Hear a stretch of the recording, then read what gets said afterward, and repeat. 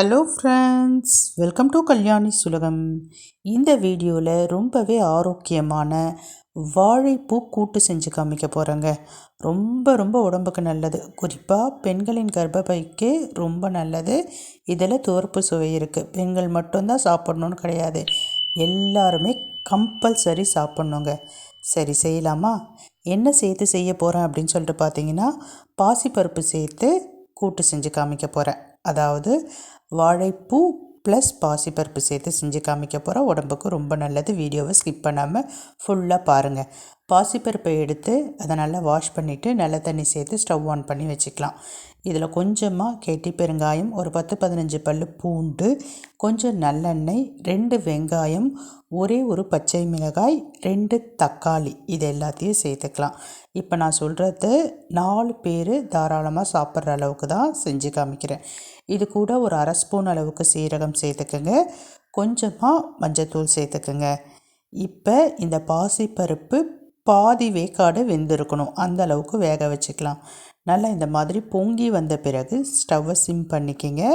Medium ஃப்ளேமுக்கு மாற்றிக்கிங்க. மாற்றிட்டு ஒரு 5 நிமிஷம் விட்டிங்கன்னா போதும். அந்த பருப்பு ஓரளவு நல்லா வெந்து வந்துடும். பாசி பருப்பு பாதி வெந்ததுக்கு அப்புறமேட்டு இது கூட வாழைப்பூவை கட் பண்ணிவிட்டு நம்ம சேர்த்துக்க போகிறோம். இப்போ நான் வாழைப்பூவை க்ளீன் பண்ணி கட் பண்ணி தண்ணியில் போட்டு வச்சுருக்கிறேன். நீங்கள் மோரில் போட்டு வச்சிங்கன்னா அதனுடைய கலர் சேஞ்ச் ஆகாமல் இருக்கும். இப்போ நான் ஆர்டினரி தண்ணியில் தான் போட்டு வச்சுருக்கேன், அதனால தான் லைட்டாக கலர் சேஞ்ச் ஆன மாதிரி இருக்குது. இப்போ பருப்பு பாதி அளவுக்கு மேலே வெந்தாச்சு. நான் க்ளீன் பண்ணி கட் பண்ணி வச்சுருக்கிற வாழைப்பூவை சேர்த்துக்கிறேன்.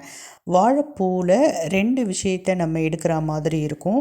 எதை எடுக்கணும் அப்படிங்கிறத நான் ஏற்கனவே வீடியோஸ் போட்டிருக்கேன். அந்த வீடியோஸை செக் பண்ணி பாருங்கள். எப்படி வாழைப்பூ க்ளீன் பண்ணணும் அப்படின்றத அந்த வீடியோவை பார்த்து கற்றுக்கலாம். இப்போ நான் வாழைப்பூவை சேர்த்துட்டேன். இது கூடவே குழம்பு மிளகாய் தூள் 1 ஸ்பூன் சேர்த்துருக்கேன். உப்பு சேர்த்துருக்கேன். இந்த டிஷ்ஷுக்கு தேவையான அளவு உப்பு சேர்த்துட்டு நல்லா மிக்ஸ் பண்ணிக்கலாம்.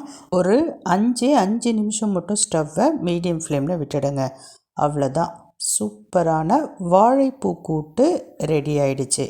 நம்ம சேர்த்த பாசி பருப்பும் நல்லா குழஞ்சி வெந்து வந்திருக்கும். அதே சமயம் கடைசியாக சேர்த்த வாழைப்பூவும் வெந்தாச்சு. செக் பண்ணிக்கிங்க உப்பு கரெக்டாக இருக்கா அப்படின்ட்டு. இப்போ நான் கீழே இறக்கி வச்சுட்டேன். கடைசியாக தாளிப்பு மட்டும் தரணும். கொஞ்சமாக எண்ணெய் சேர்த்துக்கலாம். எண்ணெய் சூடான பிறகு கடுகு பொரிய விட்டுருங்க. சீரகத்தை இப்போவும் சேர்த்துக்கலாம். நம்ம ஏற்கனவே வேக வைக்கிறப்ப சேர்த்துருக்கோம், அதனால் சீரகம் சேர்க்கலை.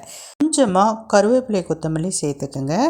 இப்போ தாளிப்பு ரெடி ஆயாச்சு. நான் ஸ்டவ்வை ஆஃப் பண்ணிக்கிறேன். இப்போ இந்த தாளிப்பை நம்ம ஏற்கனவே கீழே இறக்கி வச்சுருக்கிற கூட்டு கூட சேர்த்து மிக்ஸ் பண்ண போகிறோம்.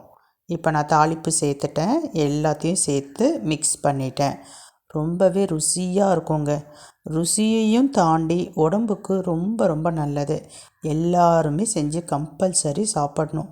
வாரத்துக்கு 1 நாளாவது சாப்பிட்டே ஆகணும். செஞ்சு பாருங்கள். பாய்.